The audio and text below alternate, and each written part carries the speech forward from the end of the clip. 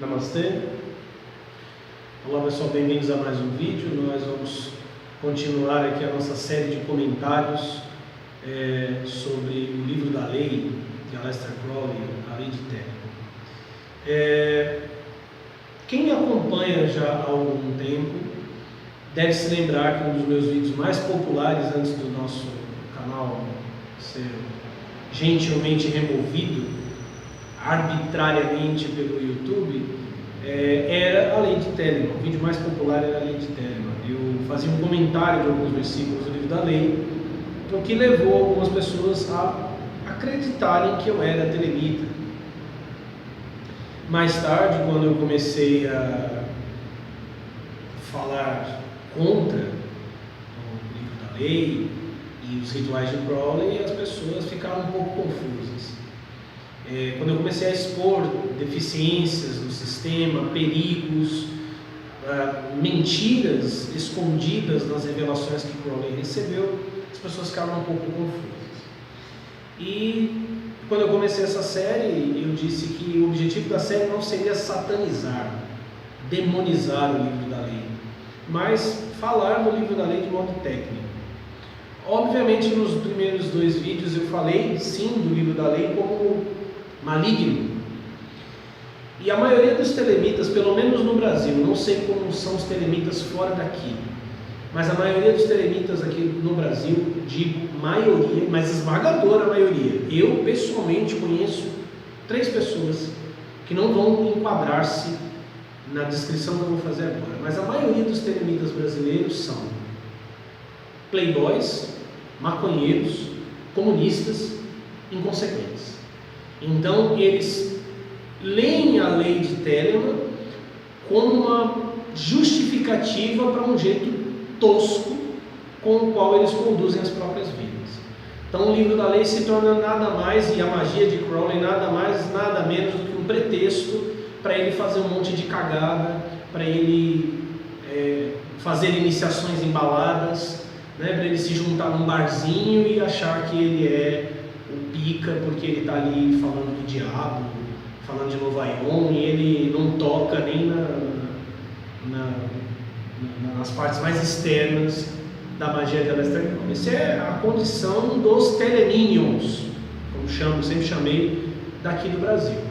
Gostam de fazer piada, gostam de falar mal do Crowley só para dizer, olha como nós somos emancipados, a gente fala mal do nosso profeta. Mas isso é coisa de criança, sabe? Crianças que não saíram das fraldas e a mãe não troca, então estão todos cagados lá e mijados e se achando super revolucionários aí, porque eles estão resistindo ao fascismo, porque eles estão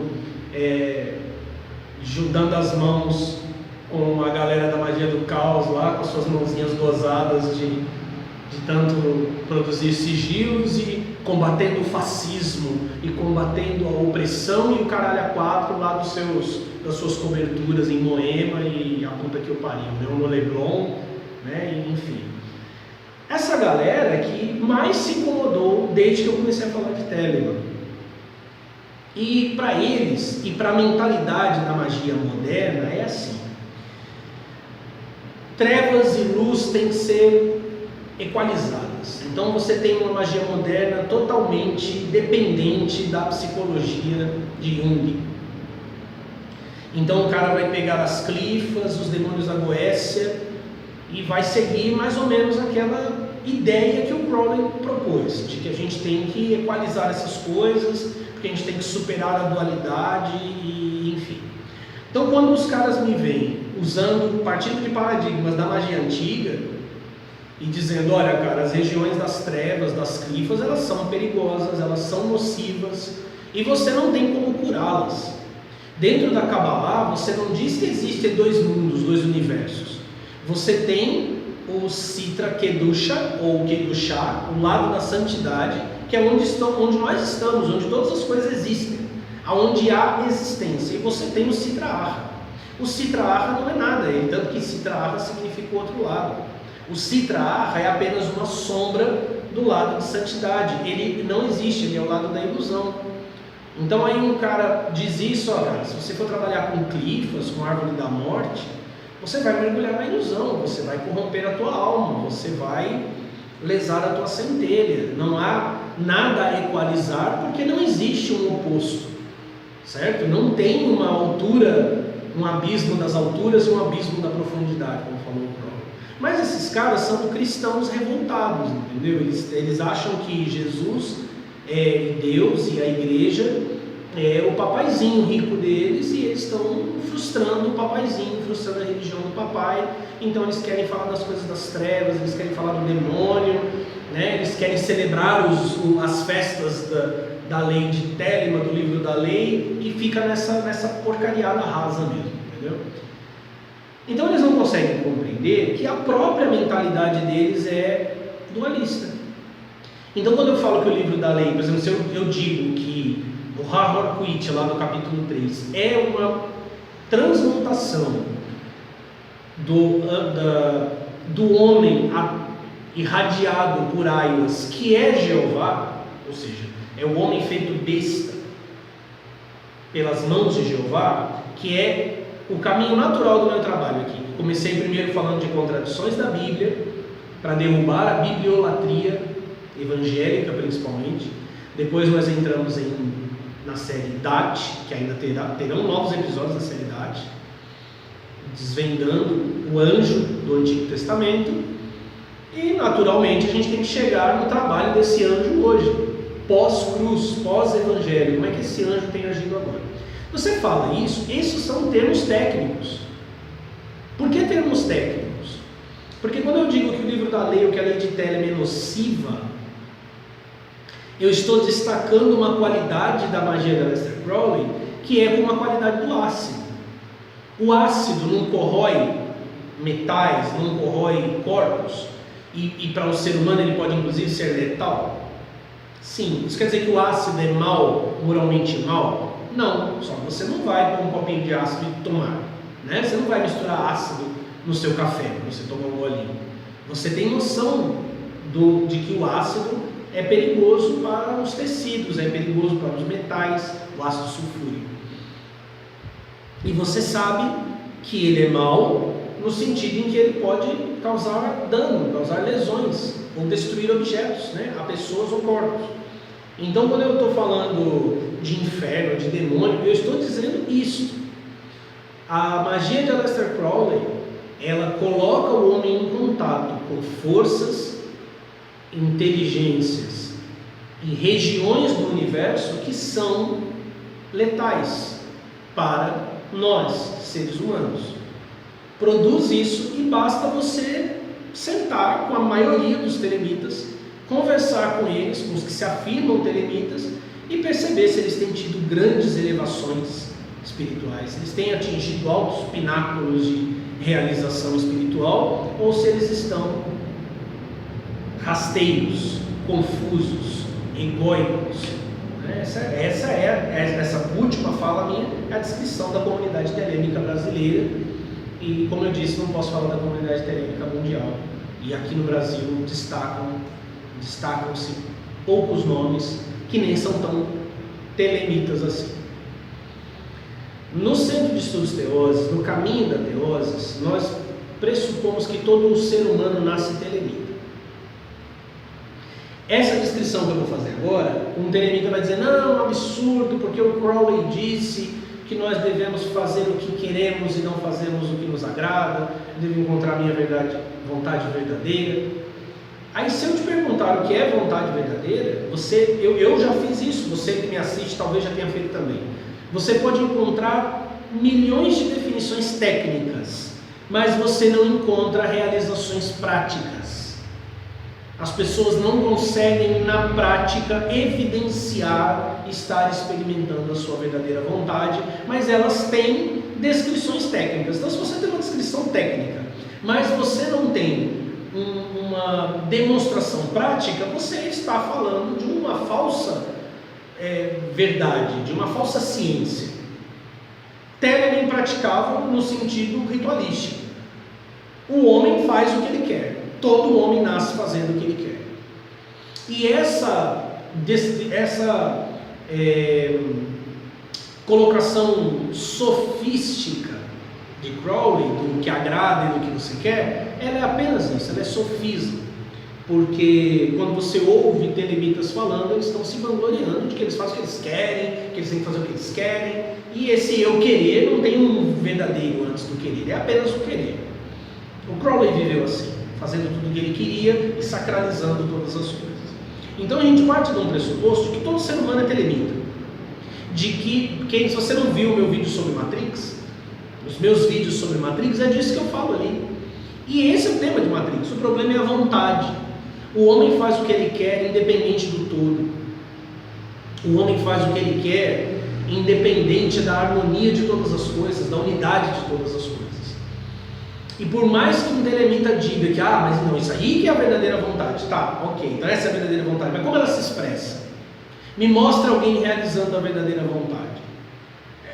Nas muitas discussões, muitos debates que eu tive, teve gente que ousou dizer, fulano estava, mas aquela pessoa não estava fazendo nada de excepcional. Então, se fazer a verdadeira vontade é tão sutil, que não pode ser evidenciado, e pode ser confundido com qualquer outra descrição, nós estamos diante de uma falácia.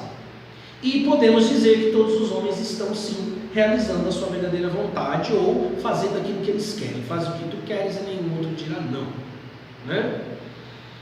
Então nós partimos desse princípio. Porém, eu já disse que o livro da lei, como um dos meus primeiros vídeos, dos mais famosos, eu li passagens do livro da lei. Ou seja, existem elementos dentro do livro da lei que podem ser úteis.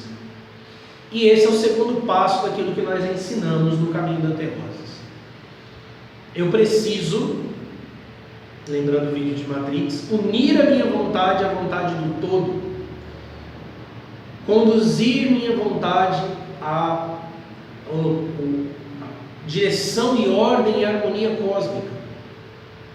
E o livro da lei, ele mesmo, tem nele, escondido nele, chaves que nos libertam dos poderes deste mundo. Quando eu falo poderes deste mundo, não vai dar para explicar isso agora, não vou fazer um vídeo para falar sobre isso. Eu tenho feito uma associação entre os deuses que se manifestam no livro da lei, que falam no livro, Hahor Kuit no capítulo 3, Hadith no capítulo 2 e Nuit no capítulo 1, com os 3 venenos do budismo. Eu ainda vou fazer um vídeo para explicar isso, mostrar essa associação. Ela faz muito sentido, porque o arcabouço cultural e espiritual do Crowley, quando recebe o livro da lei, é do budismo. Ele até faz menções a isso. Ele era muito influenciado e admirava muito o Alan Bennett. O Alan Bennett havia se convertido ao budismo, e o Crowley meio que deixa a magia de lado e flerta com o budismo. Então ele tinha budismo na cabeça quando recebe o livro da lei, e faz muito sentido isso. Eu vou explicar isso no futuro. Mas enfim, o livro da lei tem dentro dele chaves para libertar as pessoas justamente neste estado, que é um estado de restrição.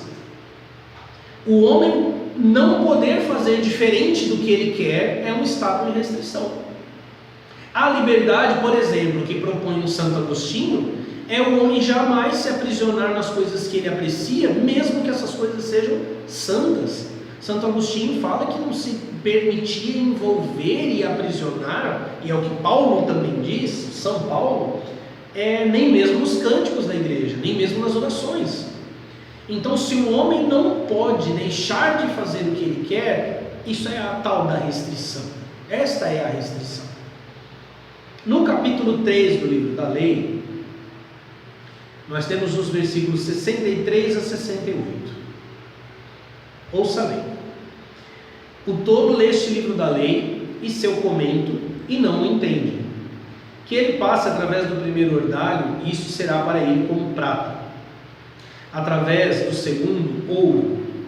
Através do terceiro, pedras de água preciosa. Através do quarto, derradeiras centelhas do fogo interno. Vou ler até aqui mesmo, até o versículo, não, vou ler o 68. No entanto, para todos, isso deverá parecer belo. Seus inimigos que não dizem assim, são meros mentirosos. Então, o livro está quase no fim, ele vai terminar no versículo 75, e inclusive ao terminar é dito: o livro da lei está escrito em oculto, ou seja, ele não está revelado. esse último momento, o Harold Kuit diz que as pessoas lerão o livro, não entenderão.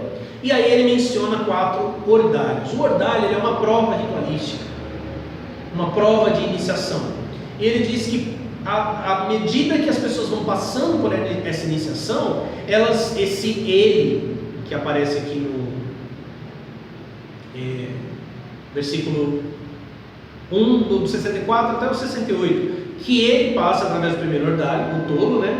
E isto será para ele como prata. E isto é o livro, porque o versículo anterior ele diz: o tolo lê este livro e seu comento e não entende. Então você tem mistérios no livro e você tem mistérios no comentário também. O próprio comentário tem sentidos ocultos. O que o Crowley fala sobre o versículo 63: o touro é também o grande touro, Bacos de Fues, Harpócrates, o ente anão, o sagrado anjo guardião, e assim por diante. Ele não entende, isto é, ele compreende que o livro é não.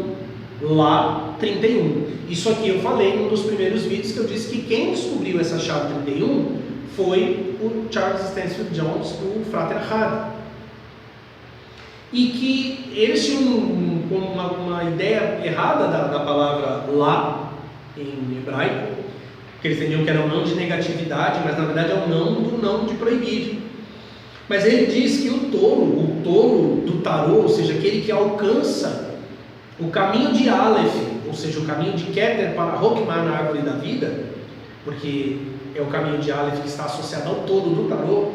O tolo, ele entende o livro não, ou seja, ele entende que o livro é não. Se ele entende que o livro é não, ele entende que o livro é restrição. É isso que ele entende. Ele compreende que o livro define a realidade do universo como restrição. O Frater Hardy, ele já esboça essa percepção logo nos primeiros, logo no próprio comentário dele, no Liber 31. Só que isso ao longo da vida dele vai mudando, as coisas vão mudando, ele vai entendendo melhor o significado daquilo que ele havia percebido na sua iniciação, e por isso que muitos dizem que ele se tornou um irmão negro. Eu vou ler um trecho de uma carta do Frater Hardy, que inclusive está no livro Night Side of Eden, do Kent Grant. Veja só a descrição de Frater Hardy dos 3 deuses do livro da lei. A assim chamada deusa Nuit é, quando compreendida em seu verdadeiro valor, o reino etérico, ou dos éteres, onde o Crowley entra no livro 418. O reino etérico da natureza, o plano mais baixo do universo, sem traço de consciência e caracterizado principalmente pelo espaço disfarçado como infinito e a Senhora do Céu. Essa coisa do espaço disfarçado como infinito é muito sutil, mas só para você entender, aí onde você está, existe espaço. Fora de onde você está, existe espaço. No It é o espaço, mas ela não é o infinito, ou seja, aquilo que se desdobra e cresce e cria infinitamente.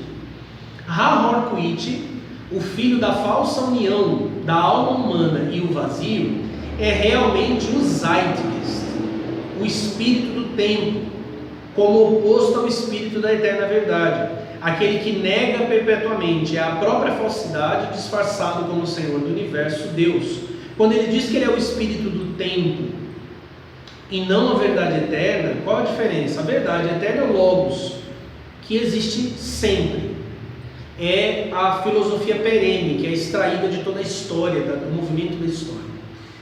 O espírito do tempo, o espírito da época, é o que se chama de Aion, é o espírito da época. O Ha-Hor-Kuit é Aion, e eu já disse isso várias vezes, o Crowley não falou nada de novo. A divisão em 3 Aions do Crowley, você encontra isso em Hegel. O super-homem espiritual, Deus, você encontra em Nietzsche.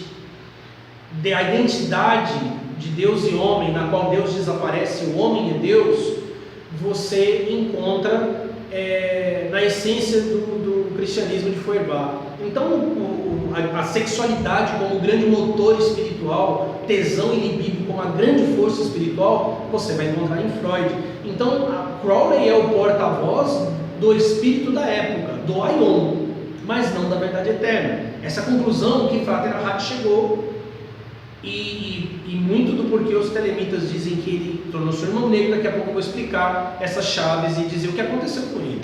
A piada sobre a humanidade, se assim esta possa ser chamada, é que Nuit, por meio da voz e personalidade dados a ela por Iowa Z666, adoça, quer dizer, torna agradável, né, o processo de dissolução ao bradar aos homens: vinde a mim, assim os atraindo não para o mais alto, como era de se esperar, mas para o reino mais baixo e mais negativo do universo, à margem do abismo negro.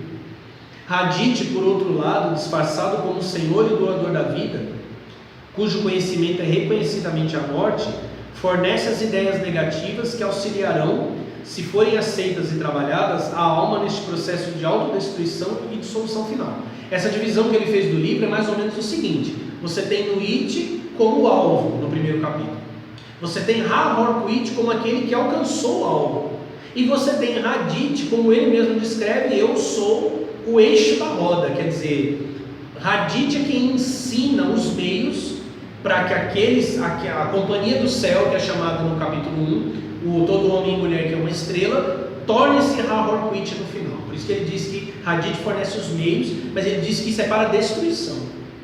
Ha-Horkuit no abismo aguarda as vítimas deste processo com sua prometida vingança, a qual entre mentes é ameaçada contra todos aqueles cães da razão que poderiam se voltar na direção da verdade real ou pensar em desmascarar a ilusão e o erro do sistema deste novo Aion. E aqui essa fala dele sobre os cães da razão. Vocês lembram do meu primeiro vídeo, quando eu falei que o Crowley diz que essa razão, o porquê, na verdade, era uma entidade e significava uma hierarquia inimiga da hierarquia revelada no livro, e que a resposta deveria ser encontrada no hebraico. Eu falei do hebraico.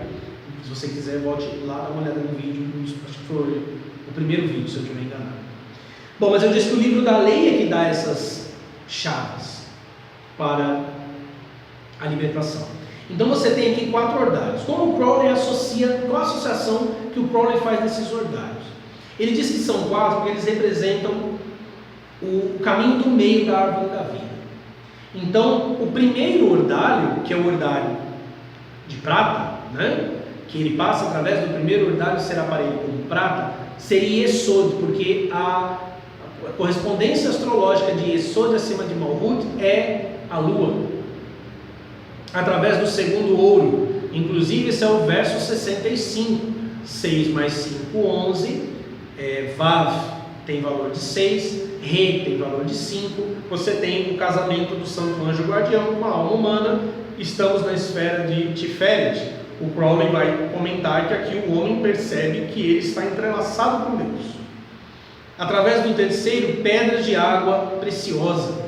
E aqui ele associa com Keter, aonde o homem descobre que Deus apenas existe. E através do quarto, derradeiras centelhas do fogo íntimo, ou do fogo interno. O que são esses ordários? Como que eu passo por eles? Antes de tudo, é preciso fazer uma análise aqui mais profunda. Neste livro, A Magia de Aleister Crowley, do Longmill do Cat, um livro super popular, ele faz um comentário sobre os graus aqui, e veja bem o que ele diz. Antes do Magister Temple, que é a iniciação em Binah, o Adeptus Exemptus, ou seja, aquele que chegou a Sefirah de Resed, ele já passou pelo adeptado menor em Tiferet e começou a subir. O que ele diz do Adeptus Exemptus? Completa em perfeição todas essas questões, ou seja, dos graus anteriores. Desse modo, existem 2 caminhos aqui. Ou ele se torna um irmão do caminho da mão esquerda, ou é despido de todas as suas conquistas e também de si, até mesmo de seu santo anjo guardião, e se torna um bebê do abismo, que transcendendo a razão, nada faz senão crescer no útero de sua mãe. Assim ele se descobre um Magister Temple. Veja bem, como assim? Ou ele se torna um bebê do abismo, ou seja, ele é despido de tudo ali no abismo para renascer nas supernas, ou ele se torna o iniciado do caminho da mão esquerda. Essa coisa do iniciado do caminho da mão esquerda, se você olhar para a árvore da vida, Biná está na mão esquerda. Então isso não é uma queda.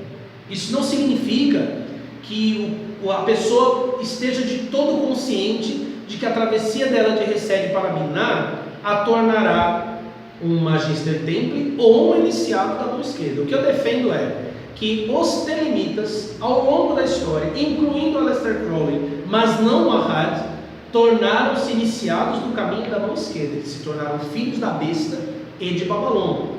E Ahad, diferente deles, conseguiu uma outra iniciação, que é a iniciação que eu tenho proposto. No comentário do Crowley, do Libers Corde Cincti Serpente, o coração cingido pela serpente, no capítulo 4, versículo 34, ele está falando da aparição da criatura monstruosa, e ele vai associar aquela criatura monstruosa, a estrela do mal, a Tiferet, ou seja, a iniciação de ouro.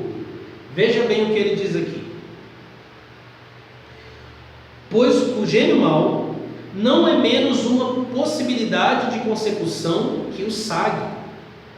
No comecinho da fala ele diz: o elemento do espírito pode, portanto, manifestar-se tanto como Sag quanto como a persona maléfica. E ele vai dizer que esse cara, se unir-se à persona maléfica, se tornará um mago negro. Depois abaixo ele diz: de acima deve se tornar claro como é que o gênio mau está dentro do santuário do templo da Rosa da Cruz.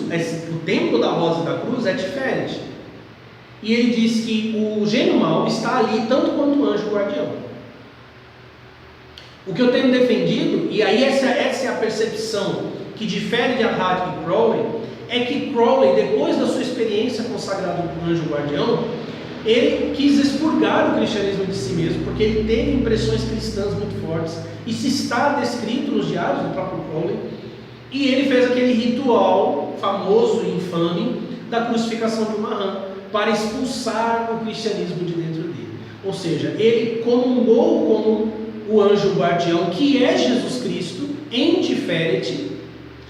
Dentro da Kabbalah, a Merkabah de Tiferet é Yaakov, ou seja, Israel. É quando nós chegamos em Tiferet, nós temos que enfrentar o anjo Samael. O próprio Crowley fala da aparição do anjo Samael em Tiferet. Nós combatemos o anjo Samael, ou nos unimos a ele, ou nos unimos a Cristo, e aí nos tornamos Israel, mas o Israel de Deus, que não é um povo, é uma condição espiritual. O Crowley experimentou isso, mas os seus temores, sua iniciação mal feita, fez com que ele rejeitasse essa consecução e se unisse finalmente à sua persona maligna. Então o verdadeiro irmão negro é o Crowley.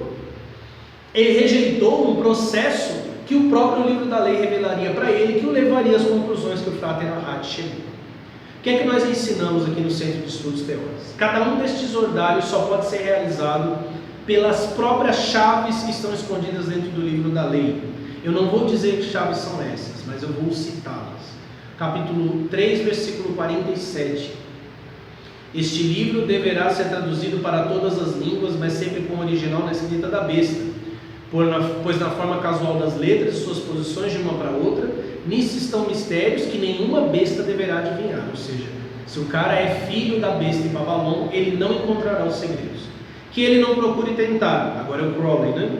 Mas um vem após ele, de que lugar eu não digo, deverá descobrir a chave disto tudo. Então esta linha traçada é uma chave, então este círculo esquadrado em sua falha é uma chave também. Veja que ele está dizendo para que o original seja publicado, porque o segredo está na chave, na linha traçada e no círculo esquadrado. E ele diz que a chave está ali, ele está se referindo a esta página. Esta página. Por isso que todos os livros vêm com ela. Só que nenhuma besta poderá adivinhar os segredos daqui. Então, se o cara seguir unido ao anjo negro, ele não conseguirá entender esses mistérios. Então, você tem as duas chaves aqui, a linha e o círculo. Entender o segredo da linha e o segredo do círculo são as duas primeiras iniciações, a iniciação da lua e a iniciação de prata e a iniciação do ouro. Depois você tem o versículo mais complicado do livro da lei, a sequência de números e letras do capítulo 2, 76. Imagine então que a cada uma destas chaves e ordalhos, você derrota um dos deuses. E eu comecei do capítulo 3 para o capítulo 1, porque é assim mesmo que o livro recomenda fazer. Eu vou ler aqui para vocês. 3,73. Prendei as lâminas da direita para a esquerda, do topo para o fundo, então contemplai. De trás para frente. Inclusive, a palavra cofnia, no versículo 72, já se cogitou que seria Ain Sof, escrito de trás para frente. Então, o versículo 2,76 é o segredo da chave do vencer o ordalho das pedras de água preciosa para derrotar Hadite. Tem a sequência de letras e números, você vai ler aí, não precisa ler, 4, 6, 3, 8, A, B, K, enfim. O que significa isto, ó profeta? Tu não sabes, nem tu saberás algum dia. Vem um para te seguir, ele o deverá expor. Mas lembra-te, ó escolhido, de ser para mim, de seguir o amor de nu no céu iluminado de estrelas, de olhar pelos homens para dizer-lhes esta palavra alegre. E por fim, a última chave que eu chamo de chave do nada, e que está próximo dos textos que eu li naquela ocasião. 1, 46 e 47. Nada é uma chave secreta desta lei. 61, os judeus a chamam. 61 é o número de Ain, do Ain Sof. Eu a chamo 8, 80, 418. Mas eles têm a metade, os judeus. Uni por tua arte, ou seja, uni a tua metade com a metade deles, de modo que tudo desapareça. Ou seja, o sábio, o tolo, ele descobre que o livro é não, porque ele une, e o Frater Ahad fez uma avaliação cabalística muito profunda do livro da lei, mais profunda do que as avaliações que o próprio Crowley fez. Ele une o 418 com o 61, ele une os segredos do livro com a chave secreta dos judeus, de modo que tudo desaparece. A Cabalá judaica desaparece, o livro da lei desaparece, e aí sim o homem está livre, libertado, e aí acontece o que o próprio Crowley menciona sobre a última percepção, falando sobre o versículo 66. Não há palavras que possam tornar conhecido o caminho ou o fim, onde o fim é um com o caminho. Isto apenas é dito para aquele que passou através do quarto ordalho. Este livro é como fagulhas supremas, não mais refletem ou transmitem a luz, elas mesmas são a luz original, incompreensível do fogo íntimo de Hadite. Ele verá o livro tal como é, como um chuveiro de semente das estrelas. É claro, eu mencionei, mas não expliquei. Isso é o que nós fazemos aqui, principalmente com os iniciados. Agora, se você quer estudar com a gente, você quer caminhar com a gente, se você quer tornar um mestre do templo, que na verdade é um mestre do templo do universo, você precisa primeiramente introjetar isso dentro de nós. Nuit é um símbolo da serpente do Éden, que cerca o universo, das castas, das clifas, que cercam o universo e nos limita. Ela é a própria expressão da restrição. Ela é bela, uma pessoa fala, nossa, está falando mal de um arquétipo tão bonito. Realmente, um arquétipo muito bonito para nos enfeitiçar, porque de coisa feia a gente corre, né? Quer dizer, nem todo mundo corre, né? Mas eu corro, pelo menos. A maioria das pessoas corre de coisas feias. E se você quiser estudar com a gente, você tem que estar preparado para lidar com isto, para entender isto. O que Crowley fez foi revelar a condição na qual o homem está. E ele recebeu chaves secretas que nem ele mesmo conhecia, que nem ele mesmo experimentou, mas que o filho dele, seu filho mágico, Frater Ahad, experimentou. E o resultado foi a conversão mágica de Frater Ahad num católico apostólico romano. Ah, isso vai ter que acontecer comigo? Não, mas você certamente vai descobrir uma nova percepção do que é o Cristo Totus, de qual a ligação da igreja com o Ocidente, com a deusa e uma série de outras coisas. Eu espero que você que me assiste tenha intenção, disposição, coragem e vontade para realmente encontrar a liberdade. Espero que você tenha gostado desse vídeo. Deixe o seu like aí ou dislike, inscreva-se no nosso canal e acesse mestrealef.com para inscrever-se na nossa lista do WhatsApp e receber novidades quando os nossos posts e vídeos entrarem no ar. Muito obrigado a todos. Namastê.